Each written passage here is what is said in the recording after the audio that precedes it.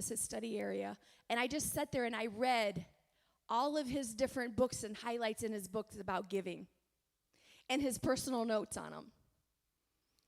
And how special was that? Because a lot of you know him, so he'd be like, oh, wow, good stuff. And then it would go to, oh, kick my butt. I got this, got to share this. And so it has nothing to do with that. It has nothing to do with being blessed. I believe every single person living and sitting inside this auditorium, breathing, should be blessed. That's what your word says. That's what your word says. Study it. That's what your word says. Somebody said, well, Pastor Tina, you shouldn't say that. Shouldn't say what? To be blessed? Of course I should. That's what the word says. So dig deeper. Look at it. The seeds. The seeds need several different things to make it happen. It needs water. It needs nutrients.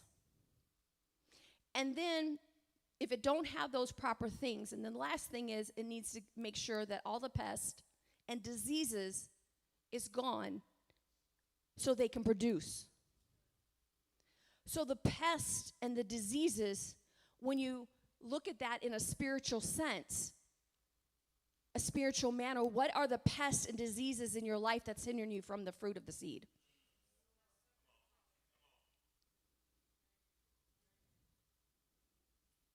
Now, I don't know that, what your pests and your diseases are.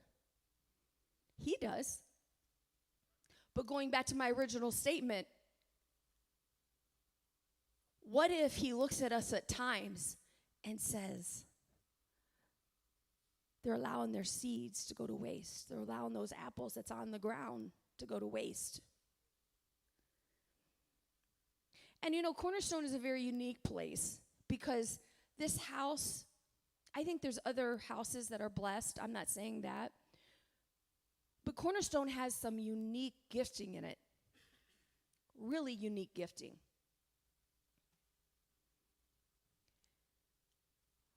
I want us utilizing those. God wants us utilizing those. And so my question to you today is this. What are you doing with the seeds that's within you? What are you doing with them? What are you truly doing with them? Is the only fill of Jesus you get on Sunday mornings or a Wednesday night?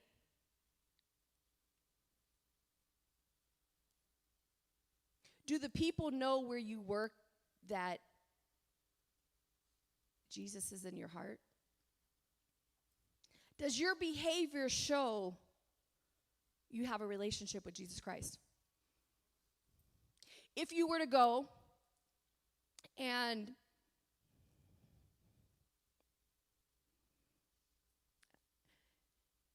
if you were to go out in a crowd of your friends, are your friends so comfortable that they're going to say, do whatever? See, there's certain friends that I have, and they'll say, hey man, I respect you, so I'm not going to be doing this, or I'm not going to. It's not that I'm not friends with them, but their language automatically changes.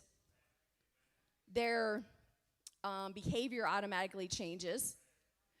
Some of them have even added a sweater or something. Things change. Not because I'm judging, but because they see something inside me. And they're like, no, I respect that. Would your friends say the same thing? Would the atmospheres you run with even know? When your seeds are exposed, what are they exposing? The environment. What are you cultivating? See, because who you run around with today is what you'll become tomorrow. You watch. That is fact. Going back to the seeds. What seeds are you sowing? What are you wanting to do? Are you reading your word? Does any of the kids in school know that you have a relationship with Jesus Christ? Doesn't mean anything. Does the seeds in your life mean anything? That's my question to you. Are there diseases in your life that's, as time goes on and there's exposure to this, it's going to get all brown? Are those seeds around you going to make it look a different color?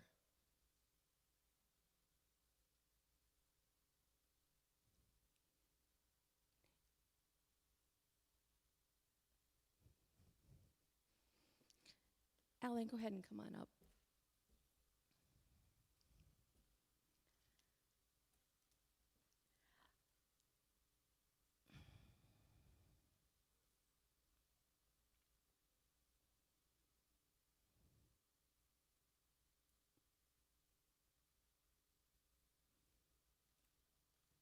I'm pausing. I'm listening. Let's all stand.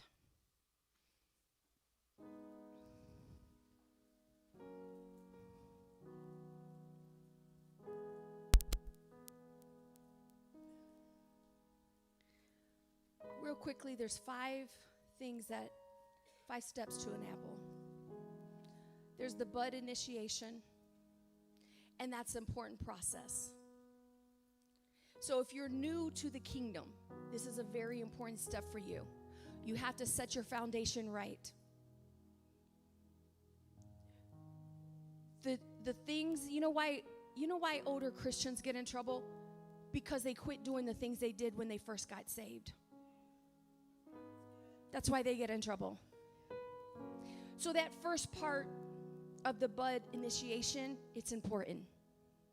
It causes the important process in the apple tree's life cycle. A number of factors that can disrupt that is the genetics. So let me tell you, it doesn't matter what's in the line from the Christian side. It doesn't matter what your genetics are. I'm living proof that you don't have to do drugs. People in my family have done drugs. People in my family have been in trouble. I know a lot of the judges in the area that they live. I know a lot of the attorneys. And fam, I love you. So they'll be sending me a text later like, why are you putting our business out there? I'm putting their business out there, and a lot of them have changed, just so you know, a lot of them have changed and gotten saved, and Bishop had a lot to do with that, and I'm thankful.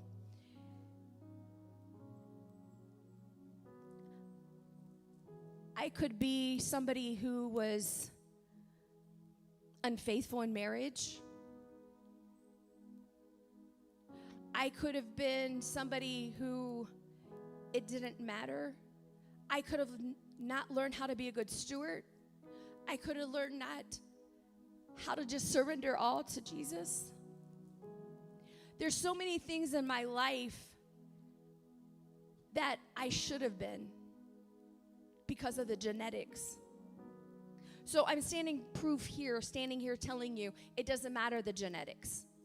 That's the disruptor because of who we serve.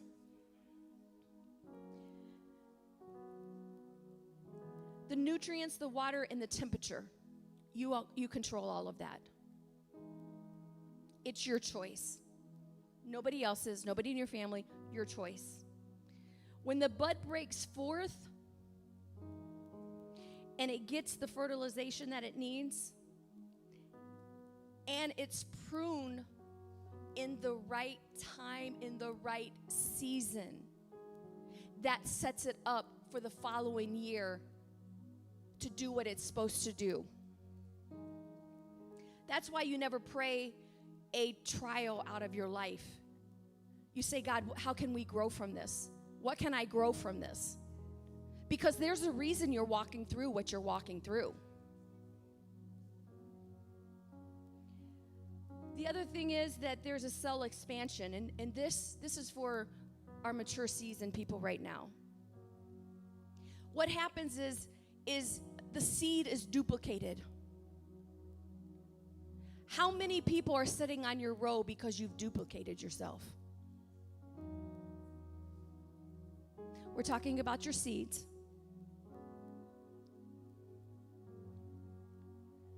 That's called cell expansion. And then there's the ripening, where your soul is mature, it's ready for its purpose. Are you ready for your purpose? Are you, if he was to walk in and say, Jonathan, are you ready for your purpose? Kenya, are you ready for your purpose? Tim, are you ready for your purpose? Tony, you ready for your purpose? Rick, you ready for your purpose? Joshua, you ready for your purpose? Matthew, you ready for your purpose? Roger, you ready for your purpose?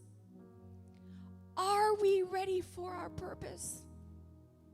Because there's a lot of people sitting in this room should be able to answer yes, and they wouldn't be able to. What are you doing with the seeds that he's given you? That doesn't come back on the ministry side, that comes back on your individuality. Sure, we should equip, but that comes from him. And then you have to apply yourself. Why don't we come up towards the front, and Alan's going to sing a song. And I just want us to examine ourselves. I just wanted to say, Father, what are we doing with our seeds? What are we doing with the seeds that you've given us?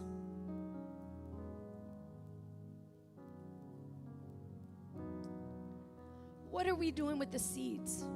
And are you ripe enough for your purpose? Because if you're not, then how do you get there? And you should be having that conversation with God. God, how do I get there? How do I get there? How do I get there?